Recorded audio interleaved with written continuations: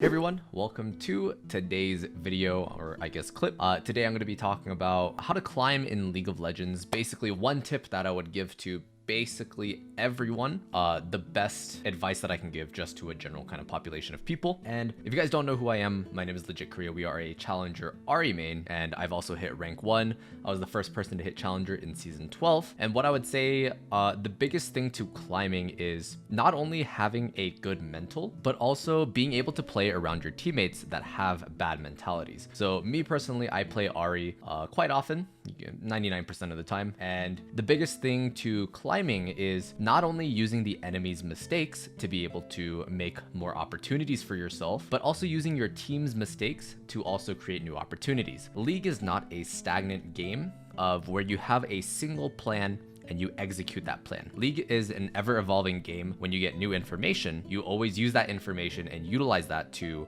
make new decisions and kind of form a new plan. You always want to be planning how things should work out, but you always have a backup plan in mind. So kind of like a flow chart, you want to have 3 different options just in case something doesn't go right.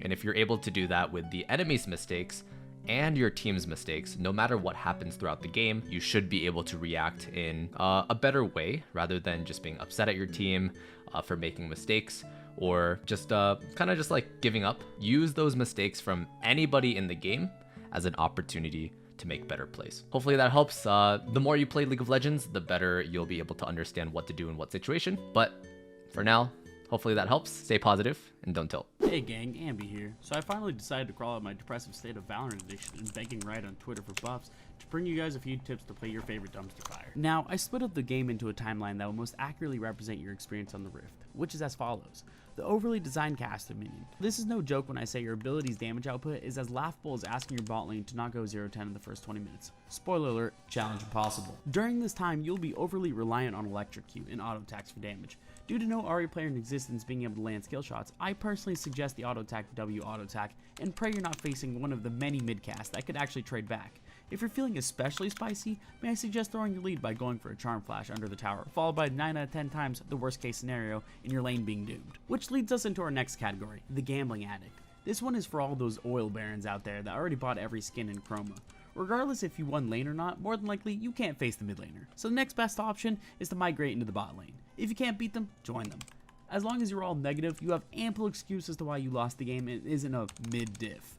But if you are somehow successful in these pilgrimages and got sweet, juicy Darksteel stacks, you are the chosen Ahri player, who can play the game like every other mage for the rest of the game. Or, if you have more patience than the average human and can position in teamfights correctly, you will have the time of your life, as you can turn into Katarina and spam your dash more times than Caston can blink.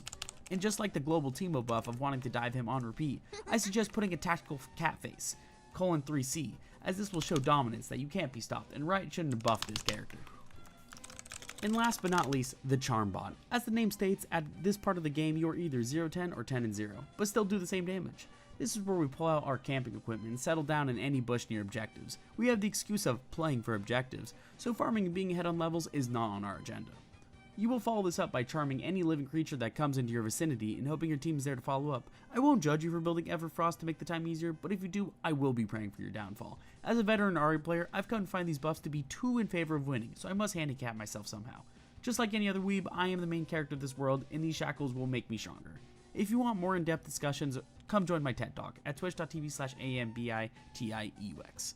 Thank you. 3 quick tips for climbing in the jungle. Number 1, always make sure to take like a 5-minute break in between games before you queue up again. To me, that just means getting up, walking around, maybe grabbing a drink of water, something like that. There are science behind this, but basically you just do it so that you actually give your brain like a chance to think about the game and like have that break. And then 2, definitely make sure you're watching other people play, people who are better than you. That's probably the number 1 thing that helped me climb really fast through the ranks, is just spending like, I don't know that it should be a 1-to-1 ratio, but like at least for every like 3 games you play, like you should be watching one game of somebody else who's playing the role that you want to play and you think is good, and you can learn from them.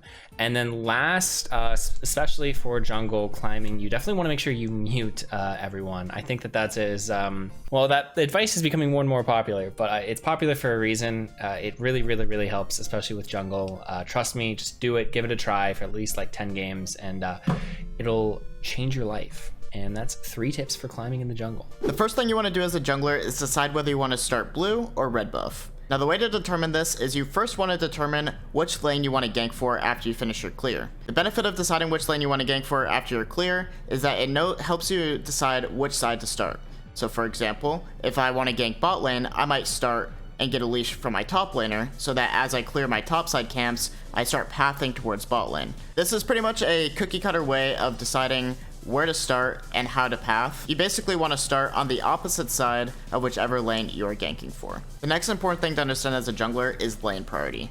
Now, some of you may have heard this term before, but many of you might not know what it means. So basically, lane priority is whether or not your laner is able to leave lane to come help you, whether it's in the river, in an invade, on an objective, etc. Now, a situation where your lanes do not have any lane priority is if they're under their turret and multiple waves are being pushed into their turret. Basically, in order for them to leave, that would mean that they would have to give up the entire minion wave and risk walking through the enemies to get to you. So in that case, they would not have lane priority.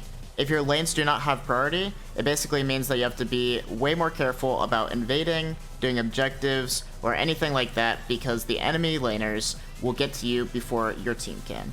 So understanding lane priority is super important in making good decisions in a game of League of Legends. The final tip I want to give for junglers is how to determine which lanes are gankable and when to gank them. Now there's 2 main things that I consider. One is how much CC me and my laner have when I'm going for a gank, and how much mobility and escapes the enemy laner has when ganking them. Basically, if you can play it out realistically in your mind, for example, if I'm trying to gank an enemy Fizz, if I go for the gank, he's pretty likely to just E out. It's very difficult to gank Fizz. However, if it's a champion like Victor who has no escapes or no flash, and I have like a Galio mid, for example, we have a lot of gank set up, and it's very realistic that we are going to be able to kill him. And you can kind of just think about that in your mind before going for the gank.